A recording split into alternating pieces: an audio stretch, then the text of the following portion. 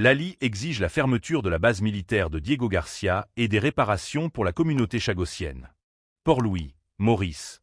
Le mouvement politique Lali, fer de lance de la lutte pour la souveraineté de l'île Maurice et les droits des populations indigènes, relance une fois de plus la question du statut de l'archipel des Chagos. Cette fois, il intensifie sa pression pour obtenir la fermeture de la base militaire américaine de Diego Garcia et exiger des réparations pour la communauté chagossienne, déportée dans les années 1960 à 1970 lors de la construction de cette base stratégique. Ce cri de protestation prend une ampleur significative avec la remise d'une pétition au Premier ministre mauricien, signée par 20 organisations, représentant une large coalition de la société civile mauricienne. Une démarche qui marque un tournant dans un dossier vieux de plusieurs décennies et dont les ramifications vont bien au-delà des frontières de l'île. Un héritage colonial complexe et douloureux. L'archipel des Chagos, un groupement d'îles situées dans l'océan Indien, a été arraché à Maurice par les autorités coloniales britanniques en 1965, 2 ans avant que le pays ne devienne indépendant.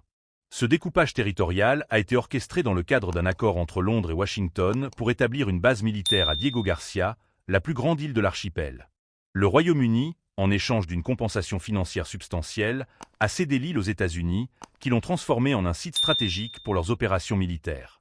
Pour permettre l'édification de la base, la population chagossienne, qui vivait depuis des générations sur les îles, a été expulsée dans des conditions inhumaines.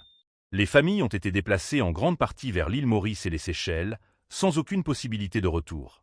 Leur exil forcé s'est traduit par une perte irréparable de leurs terres, de leur culture et de leur mode de vie traditionnel.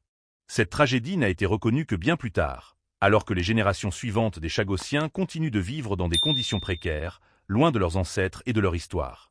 La base militaire de Diego Garcia, un symbole de domination et de non-reconnaissance. Aujourd'hui, la base militaire de Diego Garcia demeure l'une des installations les plus stratégiques de l'armée américaine, utilisée pour des missions militaires au Moyen-Orient et en Asie. Elle représente pour les États-Unis un atout géopolitique majeur, mais pour les Chagossiens, elle symbolise l'injustice et l'oppression qui leur ont été infligées. La présence militaire sur l'île est un obstacle permanent à la restitution de l'archipel à Maurice et au retour des Chagossiens sur leurs terres. En effet, malgré les décisions des Nations Unies, les États-Unis et le Royaume-Uni continuent de refuser toute négociation sérieuse sur la souveraineté de l'archipel, en se retranchant derrière des arguments de sécurité nationale et de défense stratégique. Lali, une voix puissante pour la restitution et la réparation. Le mouvement Lali, qui a été à l'avant-garde de la lutte pour la souveraineté de Maurice depuis sa création en 1976, incarne une résistance politique farouche face aux décisions de Londres et de Washington. Le groupe considère que la restitution de l'archipel à Maurice n'est pas simplement une question de territoire, mais un impératif moral. Dans ce cadre, la récente pétition remise au Premier ministre mauricien visait à amplifier la pression sur le gouvernement pour qu'il prenne des mesures concrètes. Elle a été signée par une vingtaine d'organisations, allant de groupes de défense des droits humains à des syndicats, des organisations de femmes, des associations de jeunes et des militants écologistes. Lindsay Collant, une figure emblématique de Lali et défenseuse des droits des Chagossiens, a fait part de son indignation face à l'inaction du gouvernement mauricien. Elle a souligné que cette situation ne se limite pas seulement à un conflit territorial. C'est une question de justice sociale, de droits humains et de réparation pour un peuple qui a été privé de tout ce qui lui appartenait, a-t-elle déclaré. Collant insiste sur le fait que l'enjeu dépasse le simple volet financier des réparations. Pour elle, il est crucial que le gouvernement mauricien prenne une position plus forte face à Londres, en exploitant le soutien international croissant à la cause des Chagossiens. Une mobilisation internationale croissante, un changement de paradigme, la pression internationale sur le Royaume-Uni s'est intensifiée ces dernières années.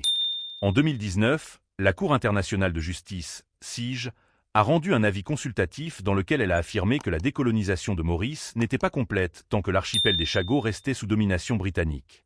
De même, l'Assemblée générale des Nations unies a adopté une résolution en faveur de la restitution de l'archipel, soutenant ainsi les revendications de Maurice. Les États-Unis, de leur côté, ont réaffirmé leur soutien à la position britannique, invoquant des raisons de sécurité nationale. Ce soutien a laissé le gouvernement mauricien dans une position diplomatique délicate, contraint de naviguer entre ses obligations internationales et ses relations avec ses puissants alliés. Toutefois, cette situation pourrait changer, car la question des Chagos est désormais un sujet de plus en plus discuté sur la scène mondiale, notamment parmi les groupes de défense des droits humains, les organisations internationales et même au sein des sociétés civiles des pays concernés. La résolution du problème pourrait prendre différentes formes, allant de la compensation financière aux Chagossiens à un processus plus profond de réconciliation nationale, en passant par des mesures concrètes visant à permettre leur retour sur leurs îles natales. Mais pour cela, il faudra que le gouvernement de Maurice adopte une position plus ferme, quitte à défier les grandes puissances sur la scène internationale. Une solidarité régionale et mondiale essentielle. Il est également crucial que la solidarité régionale et mondiale soit mise en avant. Maurice, en tant que nation insulaire en développement, pourrait bénéficier de l'appui d'autres pays africains et de petites îles dans le monde entier qui sont confrontées à des questions similaires de décolonisation et de justice. Les organisations internationales, telles que l'Organisation des Nations Unies, ONU, doivent continuer de soutenir le peuple chagossien dans son combat pour obtenir des réparations et la restitution de ses terres. Vers un avenir incertain mais porteur d'espoir. En attendant, les Chagossiens, qui ont été déplacés de force dans les années 1960, continuent de vivre dans des conditions souvent précaires. Nombre d'entre eux résidant à Maurice, où ils luttent pour faire reconnaître leur statut et obtenir une compensation. Certains ont essayé de retourner sur leurs îles natales, mais la base militaire les en empêche, symbolisant une injustice persistante. La génération actuelle de Chagossiens, plus jeune et plus informée des développements diplomatiques, porte un espoir renouvelé. Ils rêvent de retrouver leurs terres, leur culture et d'obtenir la reconnaissance qu'ils méritent. L'avenir de Diego Garcia et des Chagos reste incertain. La bataille de Lali et des Chagossiens pourrait encore durer, mais chaque action, chaque signature et chaque appel à la justice rapproche un peu plus la résolution de ce conflit vieux de plusieurs décennies. Pour Maurice, cette lutte est bien plus qu'une question territoriale. Lali exige la fermeture de la base militaire de Diego Garcia et des réparations pour la communauté chagossienne. Port-Louis, Maurice. Le mouvement politique Lali, fer de lance de la lutte pour la souveraineté de l'île Maurice et les droits des populations indigènes, relance une fois de plus la question du statut de l'archipel des Chagos.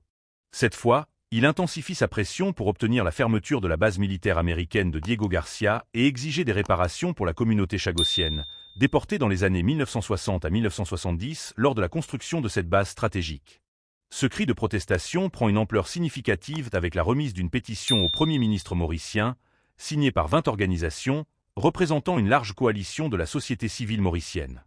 Une démarche qui marque un tournant dans un dossier vieux de plusieurs décennies et dont les ramifications vont bien au-delà des frontières de l'île. Un héritage colonial complexe et douloureux. L'archipel des Chagos, un groupement d'îles situées dans l'océan Indien, a été arraché à Maurice par les autorités coloniales britanniques en 1965, 2 ans avant que le pays ne devienne indépendant. Ce découpage territorial a été orchestré dans le cadre d'un accord entre Londres et Washington pour établir une base militaire à Diego Garcia, la plus grande île de l'archipel. Le Royaume-Uni, en échange d'une compensation financière substantielle, a cédé l'île aux États-Unis, qui l'ont transformée en un site stratégique pour leurs opérations militaires. Pour permettre l'édification de